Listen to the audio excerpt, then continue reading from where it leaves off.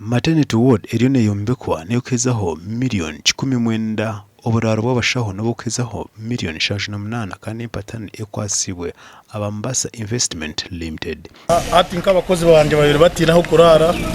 abararira ruguru mutawe no mukaza cije yishire kuzara hano abaronda babura kunkati government obu yatuyambeka twombekera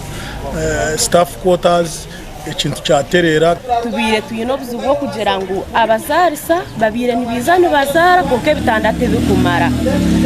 abazire biza kuzara hano obumwe obuzanza bitakumara project ya services kaba miliyoni 18 but initial budget yanye kozere yali ya miliyoni 15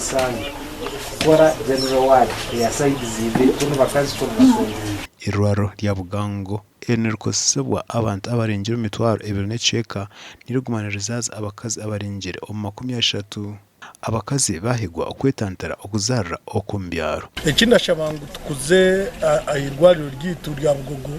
rugarurengo rwa Health Center 2 habwo kuba emibaze erimu neyo rurengo rwa Health Center 2 twine emibaze ramara tu n'abakozi abariho tibaramara so no ndashabira ngo Gavumenti etuyambe kuzirwariro rya Bugogo rugarurengo rwa Health Center 2 rizarurengo rwa Health Center 3 district niyo kuchwamu nguzino center tujya kuzikozesa kino so center zino zimbaganiza kandi zona zine conditions zimbaganiza John Kisoka kiki mukuru w'intebe ya katano Agacencwire kandi bembire mbatahebe omukurambura no kutongoza omurimo guri no gukora okunuko ayongire kubishoboraho cases mu Kyegegwa district zone zakakira yukuibe mbazi Bugogo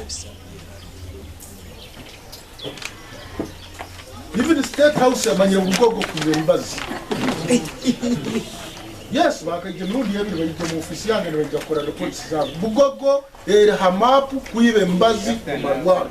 uyireho kwibe mbazi umwanya ugo abantu bonje bajya nkaro n'ikizibu cy'abakozi bashatu omwe akafa owa kabiri we nakora binkwatire ki owa kashatu ngo mukweze wahirwaro narebekaho umurundi gumwe gasha kwa Philip Murangira.